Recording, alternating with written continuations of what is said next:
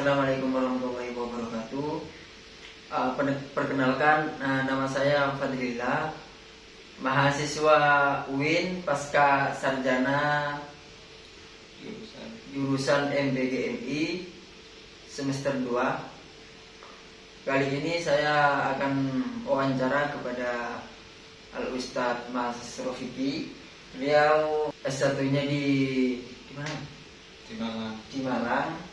Terus S2-nya juga di Malang, UMM. Dan beliau sekarang mengajar di MI Al-Hidayah sebagai guru tetap di sana. Ketimpangan akses pendidikan yang terjadi akibat kekurangan tenaga pendidik di wilayah Talango, Kabupaten Semarang. Terima kasih atas telah mewawancarai mengenai pendidikan yang ada di Kepulauan Talango, khususnya Pulau Poterans. Kalau kecamatannya Kecamatan Talango. Jadi ketimpangan yang terjadi pada tenaga pendidik itu memang lebih spesifik di kepulauan, karena mengenai tenaga pendidik, yaitu guru yang dilempar ke kepulauan itu kurang intens dalam melaksanakan tugasnya. Terkadang seorang guru itu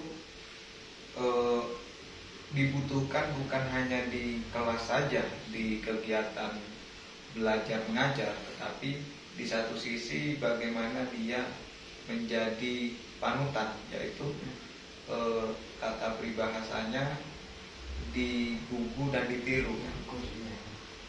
Artinya itu yang menjadi poin penting bagi pendidikan di kepulauan.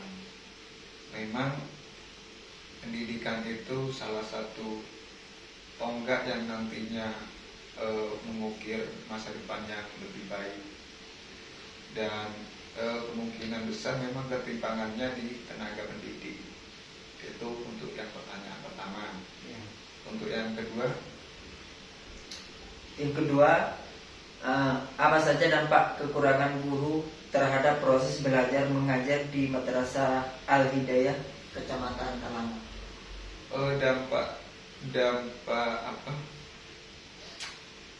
Dampak kekurangannya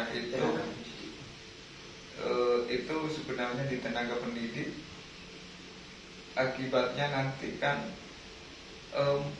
murid kita, peserta didik kita itu nantinya kan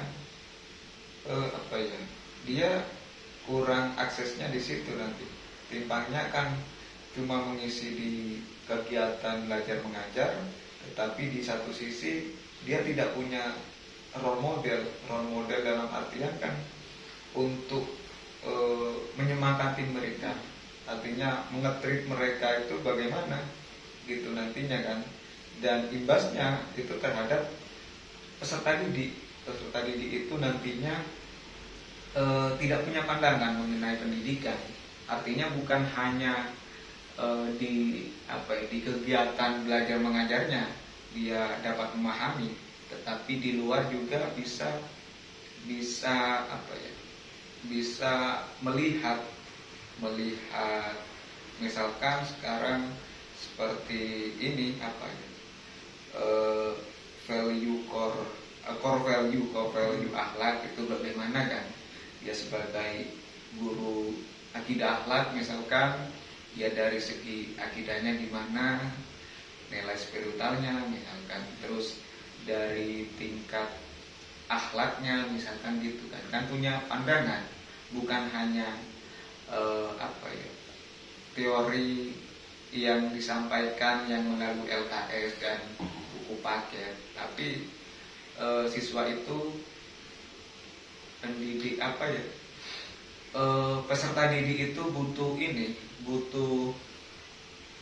role model dan track record itu salah satunya kan nantinya di masyarakat dia memberikan kemaslahatan misalkan, terus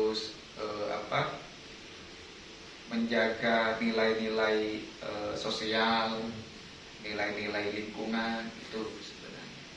Bagaimana sebenarnya imbasnya di situ, imbasnya di mental peserta didik nanti terhadap dunia pendidikan, itu imbasnya sih. Kalau imbas dari kekurangan tenaga pendidik, ya jelas bahwa di kepulauan itu kan rata-rata lokal semua kan. Lokal itu kan apalagi sekarang ini banyaknya urbanisasi di Jakarta, jadi kelompok lebih menjanjikan misalkan, itu imbasnya. Dan tentunya peserta didik lagi-lagi memang mental peserta didik tidak bisa terbangun mengenai pendidikan, tetapi lebih kepada apa ya, jaminan kehidupan. Sedangkan pendidikan kan bukan jaminan, tetapi pendidikan itu yang mengajari kita untuk bagaimana berpola hidup itu baik sesuai dengan culture-nya masyarakat, budayanya masyarakat, gitu. Terima kasih Mas Rafiq. Pertanyaan selanjutnya, bagaimana kondisi psikologis dan motivasi belajar siswa ketika mengalami keterbatasan pendampingan guru?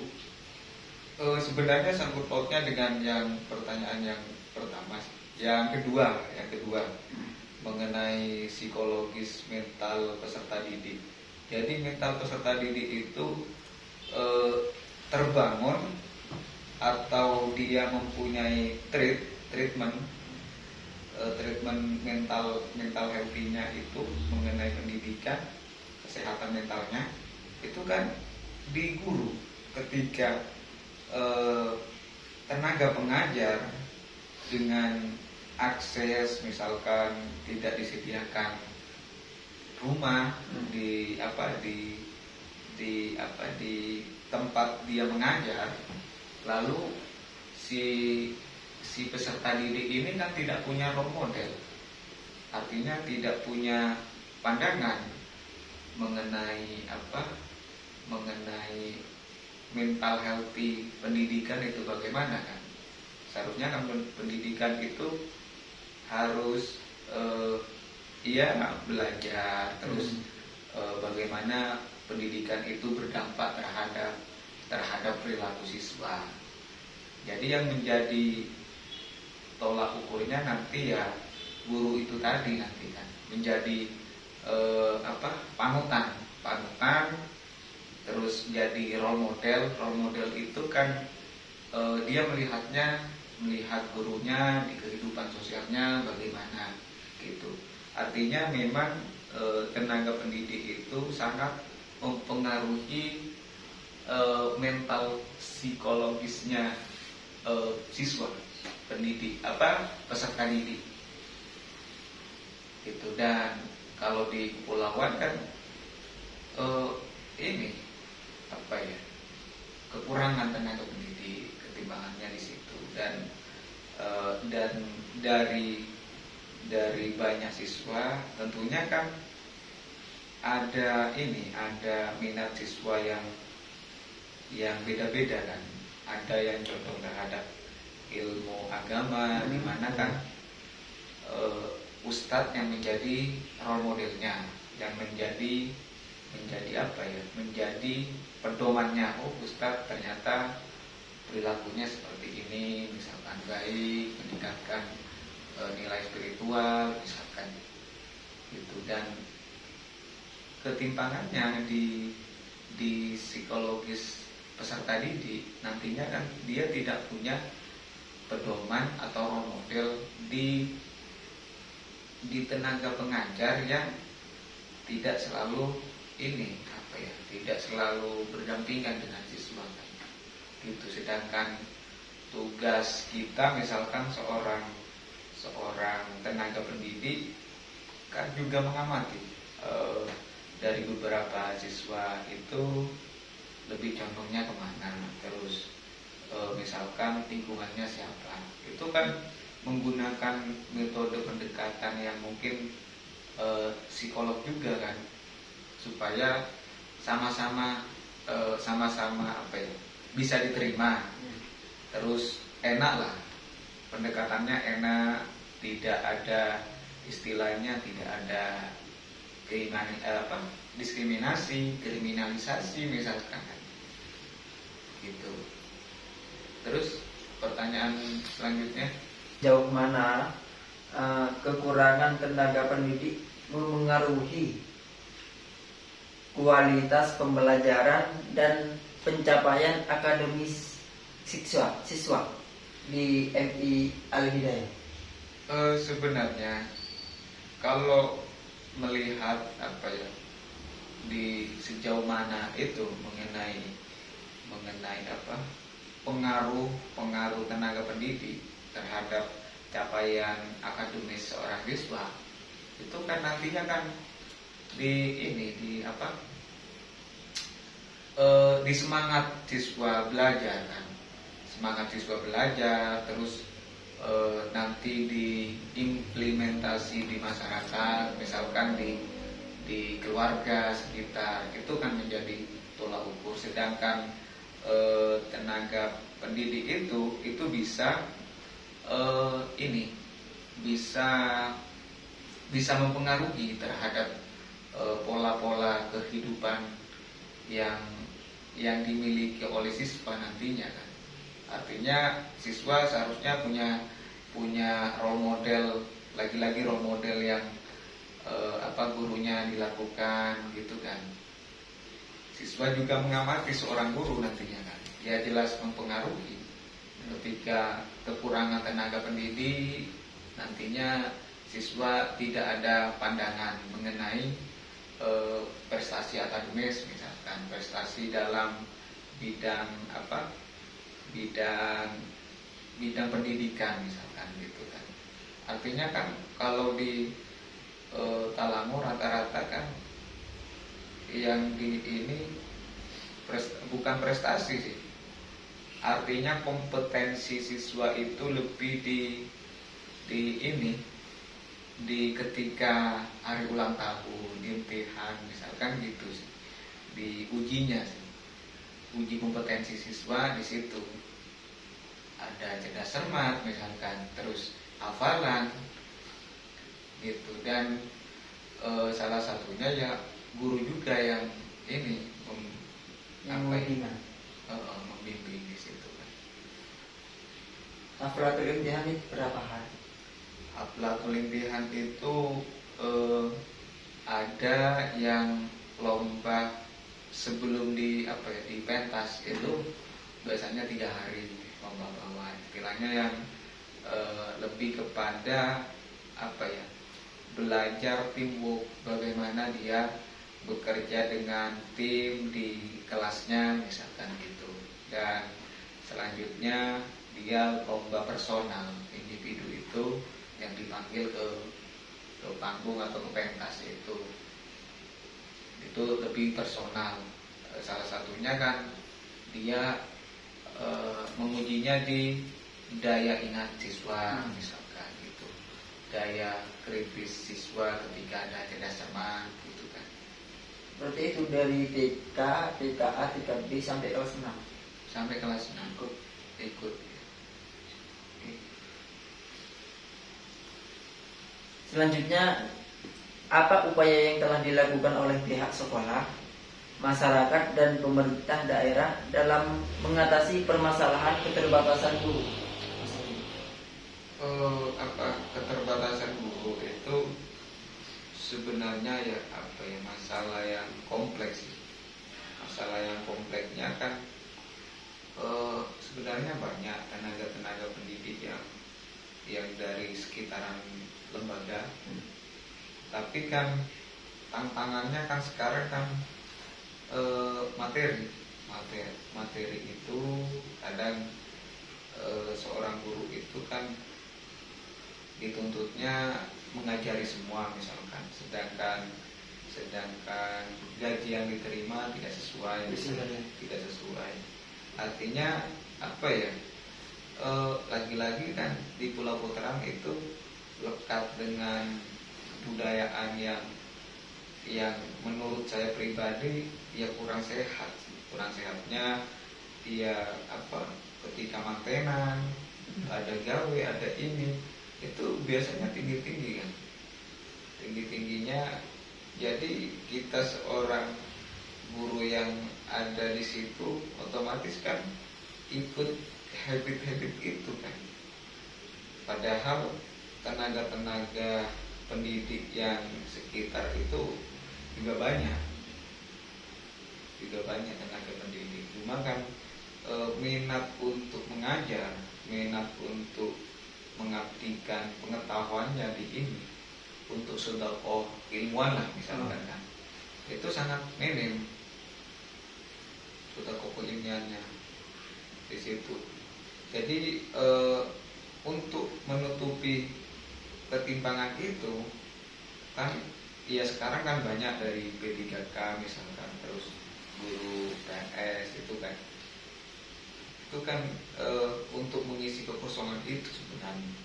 Dan salah satu yang paling berperan di situ tentunya kepala sekolah. Kepala sekolah kan mau tidak mau kan setiap hari harus mengontrol kelas-kelas yang tidak diisi misalkan gitu kan. Dan mengenai upaya-upaya dari pemerintah, mungkin upayanya enggak begitu signifikan mengenai dampak terhadap terutama lembaga-lembaga swasta. Kalau lembaga negeri kan jelas kan. Kalau lembaga kami misalkan swasta, itu dampaknya kan enggak begitu signifikan. Kita masih direpotkan oleh hal-hal administratif misalkan. Administratif itu misalkan harus pengaduan, sedangkan di lembaga kami itu SDI, Sekolah Dasar Islam, misalkan harus minta ke Kemenang misalkan nanti. Itu sih upaya yang dilakukan, ya tetap ada upaya yang dilakukan untuk menutupi itu. Ya harus ya kadang anak-anak yang dari pondok yang isi ketika liburan terus ya kepala sekolah dan inilah yang terus terang di ini yayasan kadang mengisi ketua yayasan gitu sih upaya yang dilakukan. Baik, terima kasih Mas Rofik. Untuk pertanyaan yang selanjutnya, bagaimana pengalaman konkret siswa untuk dalam menghadapi proses belajar yang minim interaksi dengan guru? Sepengetahuan saya, pengamatan saya di kelas, kalau siswa kurang berinteraksi dengan guru itu ya harus sekarang melihatnya kan bukan cacat secara mental, tetapi ada anomali dalam pandangan guru, ada anomali. Artinya memang passionnya seorang siswa itu, seorang peserta didik itu mungkin bukan di situ passionnya. Ada potensi-potensi lain yang mungkin perlu dikembangkan oleh guru lain. Artinya misalkan tidak suka terhadap akidah Allah misalkan. Tapi di satu sisi kan ada materi lain, ilmu pengetahuan alam misalkan, ilmu pengetahuan sosial. Itu yang perlu kita cermati sesama guru misalkan gitu. Kalau misalkan kurang interaksi terhadap personal diri saya sendiri, itu kan mungkin ada potensi lain di potensi siswa itu, potensi lain misalkan di bidang apa misalkan gitu kan. Artinya ya kita seorang guru itu tidak menuntut siswa untuk berinteraksi dengan personal guru. Ada seorang guru ada yang cuek gitu kan, ada style cuek aja gitu kan terhadap salah satu siswa karena kurang interaksi di kelas gitu kan. Tapi memang sulit untuk mengetahui karakteristik setiap siswa itu. Tapi tetap ada upaya lah bagaimana mendekati dan ingin menyingkap potensi-potensi peserta didik itu siswa. Apa saja tantangan yang dihadapi sekolah dalam mendatangkan dan mempertahankan tenaga pendidik di daerah Talang ini? Iya, untuk mendatangkan dan mempertahankan tenaga pendidik itu kan sulit. Artinya memang lembaga itu cuma mengupayakan dari kedua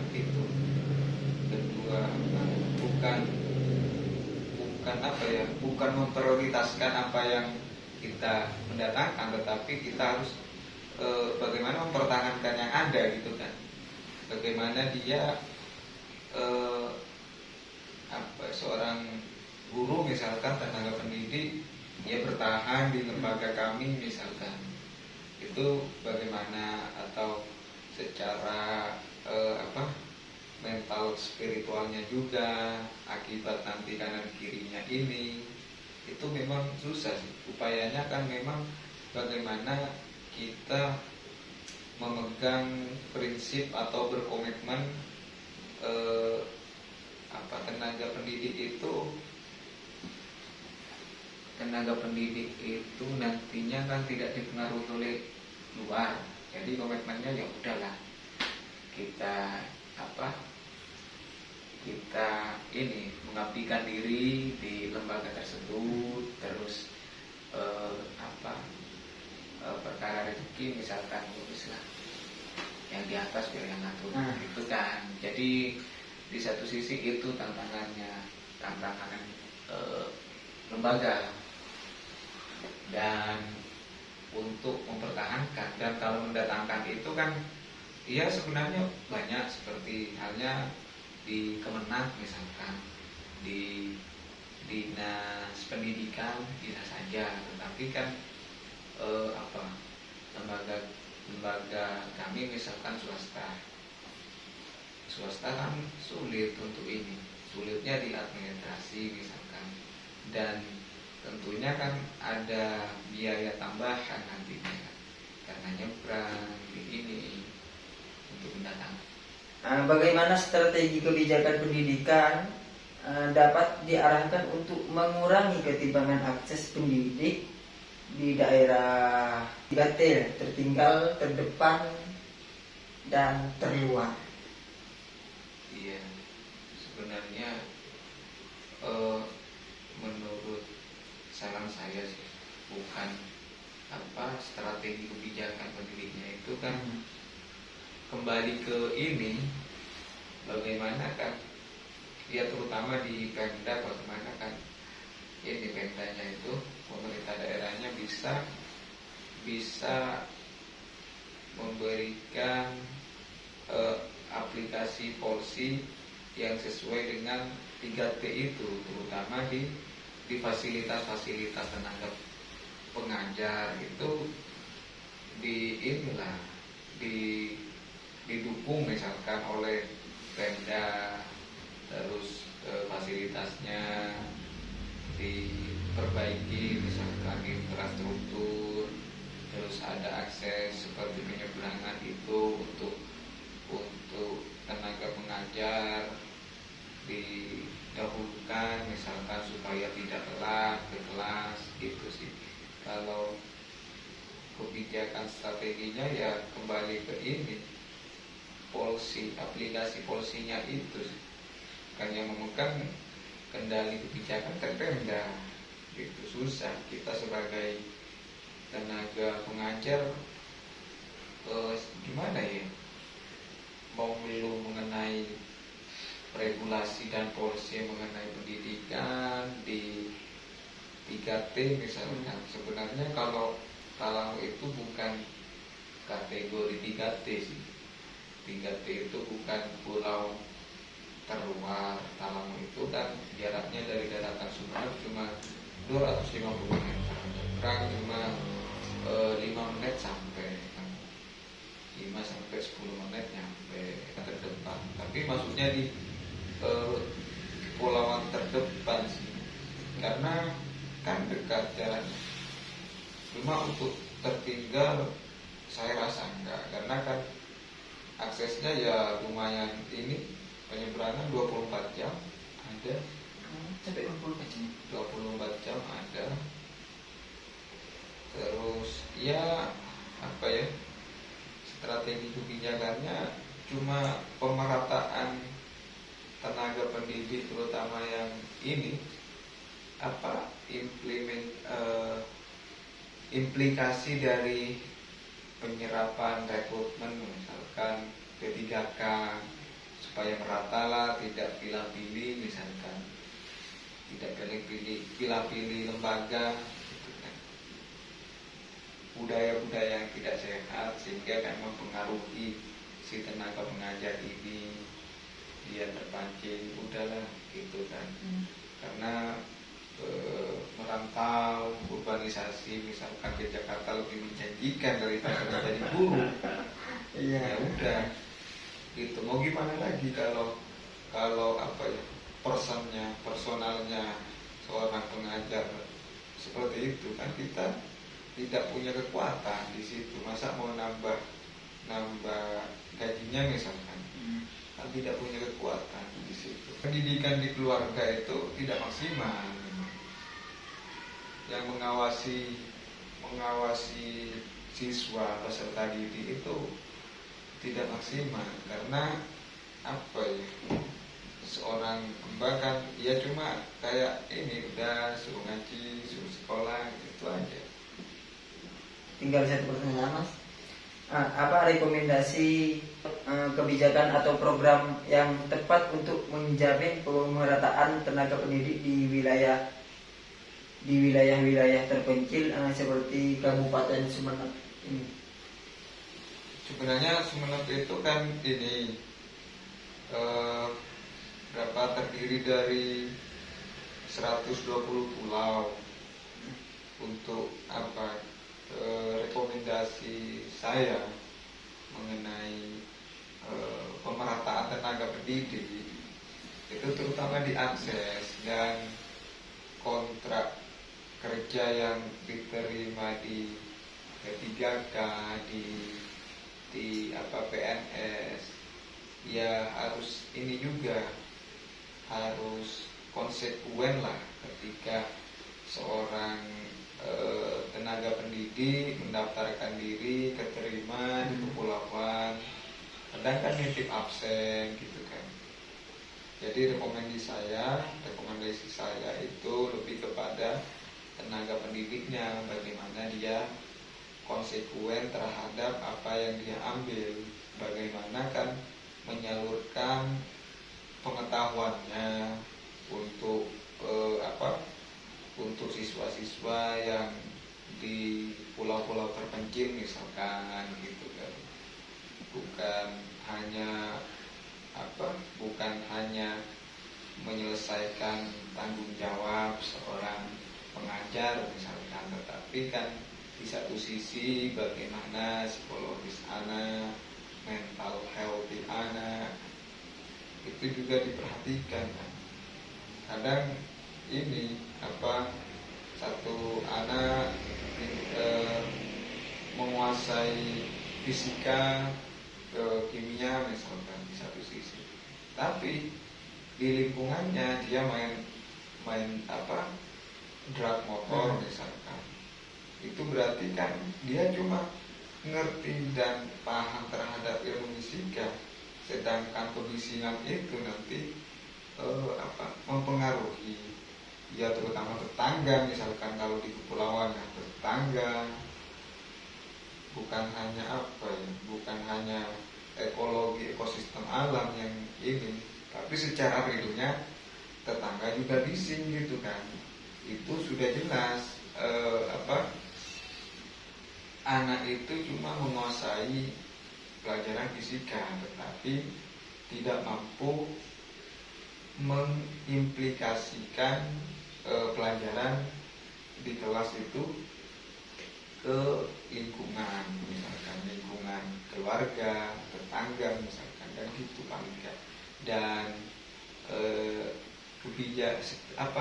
rekomendasi itu tentunya guru harus berkomitmen juga yang diterima di kepulauan, bertanggung jawab ketika sudah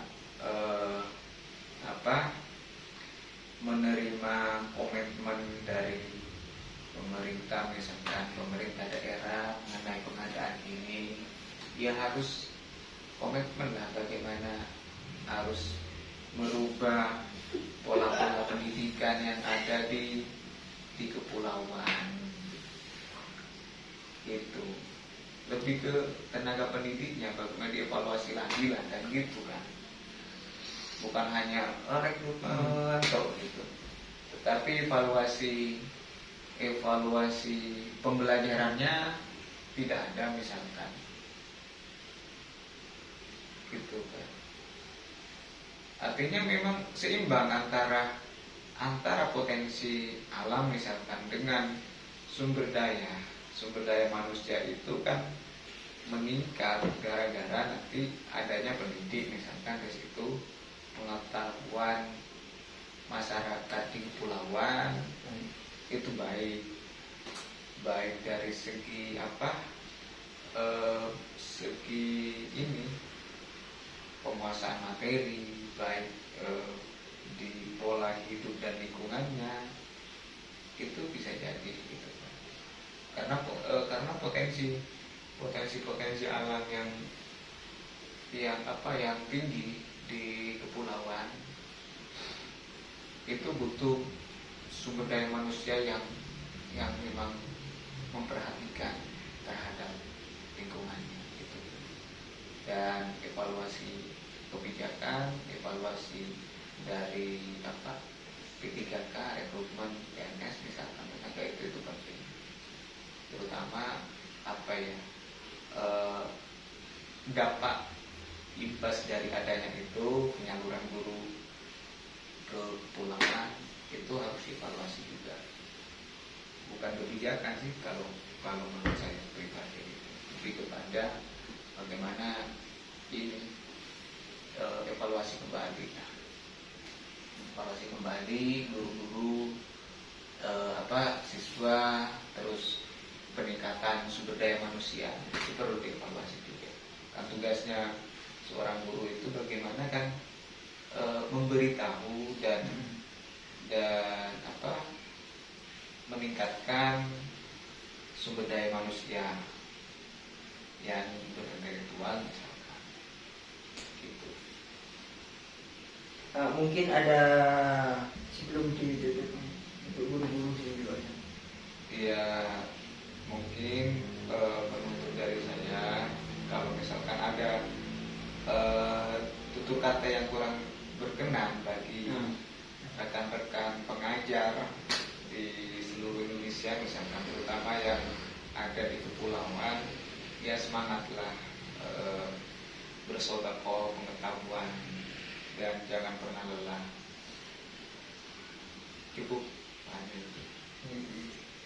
Oke, baik, terima kasih. Mungkin itu saja yang dapat kami wawancara kepada Mas Rafiq. Terima kasih. Akhiran, assalamualaikum warahmatullahi wabarakatuh.